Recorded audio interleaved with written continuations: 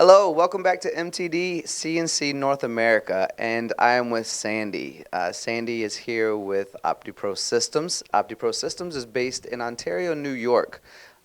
Massive CNC provider, Mastercam teacher, educator, integrator of Fanuc robots. I mean, their own line of machines for really high precision, high quality stuff. It's a fantastic company. I'm honored to be here. But the purpose of today's conversation is women in manufacturing. It's something I believe we don't talk about enough, and we should shout to the world. Sandy is one of the people in women in manufacturing, obviously. She's a woman, and we are in manufacturing based on what I just shared with you guys. But let's learn a little bit about Sandy, how she got into it, how her parents helped her believe that she could do anything in any situation, and where she kind of is today and how she feels about the industry as a whole. And she might even offer you guys some inspiration to join her in this industry if we're all lucky. So Sandy, thank you for being a part of MTD. Thank you for having me. Absolutely. So I've introduced a little bit about you, obviously. Yeah. Would you like to expand on who you are and growing up, and then a little bit about how you got into the industry? Yeah, so I grew up in kind of a lot of places, had a diverse background in growing up. Very fortunate for my parents for doing that. I was always exposed to cultural events, different holidays, and in addition to that, a heavy push on STEM and education. So that was basically two subjects that my parents were very passionate about, and growing up, those were constantly reinforced. Unfortunately, no vacation except -1 was to Disney. All of the other ones were very educational. I look back on it now and kind of feel fortunate that I was able to experience that. But obviously, growing up, the last thing you want to do on summer vacation is learn about presidents or some obscure holiday you've never heard of, and neither have your friends. But growing up, something that my parents really enforced was the education aspect. And science, technology, education, mathematics. I think some of my fondest memories are my dad quizzing me in multiplication tables right before kindergarten. So that gives you any insight as to how my education was. But it was definitely something that was continued on as I was growing up. The huge push to make sure I was in advanced classes, pursuing good programs in colleges and anything like that. And now I've kind of almost come full circle in a way, now that I'm working in manufacturing, and I feel like I now have a better understanding of the STEM field and more appreciation for it than I probably did growing up, since I just wanted a normal vacation like any other kid. As a kid, that's really what we want, right? Yeah. And I'm not sure how many people can empathize with loving mathematics before kindergarten, but great job for you. It was fun. Well, I treated it as a competition in a way, because I knew all of that, and then my parents would time me for any of the math problems I was doing. So I treated it as, hey, how can I come out on top with any of it, really? Are you somewhat competitive? Slightly competitive, but when I have a winning advantage. Okay. Well, I have a question that I have Yeah. not asked yet, and I think it's important. Are your parents proud of you for your career choice going into the world of manufacturing?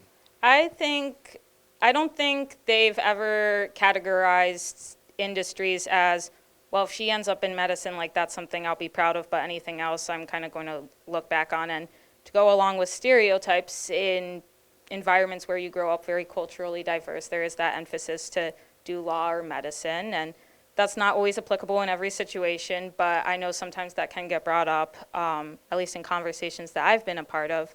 And I don't think my parents have ever looked at valuing one industry over another.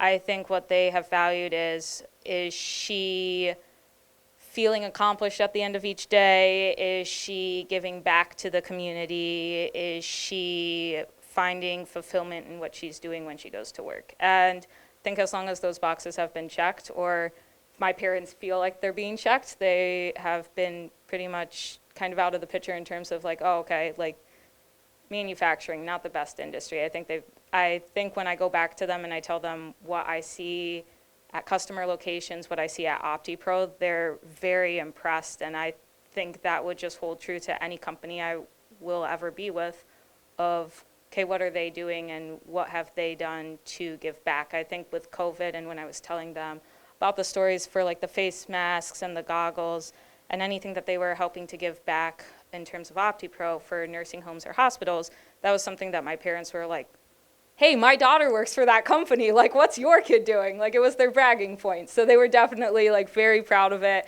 very happy. And it was something that I think my mom talked about for way longer than it needed to be. But we're still kind of in the middle of COVID right now. So I feel like they still feel it's a valuable point to bring out. All the boxes have been checked. Yeah. I like hearing that. I also like that you shared that story because a lot of us, I think, don't value the pilot as much as we value the person who made the plane. Right. You know, we don't value the person who's making the medical components as much as we value the doctor. But to hear you say, my parents were so excited to share this story because you're working with a company that was helping support that industry, Right. I think that's important. Yeah, no, for sure. My parents have been the same way with me and my brother, and I think at the end of the day, they are just excited to see that we're excited for something too. So regardless of what industry that falls into, it happens to fall into manufacturing for me right now. I think that's something that they're excited about and they get behind because they hear what I have to say about it. So. Well, I know that you are somewhat competitive, as you've mentioned. You're a runner, swimmer. So obviously you enjoy a challenge. Yes. Maybe if you have a competitive edge, but you enjoy a challenge in general. When you hopped into this world, was it a challenge to prove yourself as a woman? Mm-hmm. And if it was or wasn't for you, do you think that it would be for others in the sense of how male-dominated it is? And then the third part of that question is, if there is that association with it, what kind of courage can we gather? Because I think some of yours comes from moving around and being sociable and competing, which might make it easier for you. Mm-hmm. But what kind of courage can we gather to kind of just get into it? Yeah, so I will say I did have my reservations going into manufacturing, more so because, again, there is that stigma. You think that there's only men there. You're not sure how it's going to work out in that environment. Albeit growing up with a very STEM-focused education, I would say I adjusted to that very early on. Doesn't mean that my reservations were gone by any means. They were still there, just significantly smaller than had they thrown me into the industry when I turned 5. But I feel like I would say there was a challenge coming in. I don't want to say there was a challenge coming into this company so much as any company I go into, I always see it as a challenge to prove my worth. So I wouldn't say I face the challenge of, okay, I have to prove myself among 90 other of my colleagues that are also male, but I have to prove myself because I actually came from a human resources background and went into manufacturing and specifically marketing. So that was kind of a slight new ball game for me. I had done some marketing experience, but I was transitioning roles and going into an industry I knew nothing about. So I definitely took it as a challenge of how can I get quickly up to speed, see everything that is happening, make as many connections as possible, really integrate myself in the industry as a whole, and grow from there. And I've been fortunate. I had Danielle along the whole way of the road and the course. I remember distinctly when I first started at Optipro, she had stopped by my desk a couple times and said, like, if you need anything, I understand, like, you might feel a different way coming into the company. I'm here for that support. And I would say that there were a lot of my own male colleagues that were saying the same things too. They wanted me to feel as comfortable in this industry too. And if I needed any support, I knew I could go to them.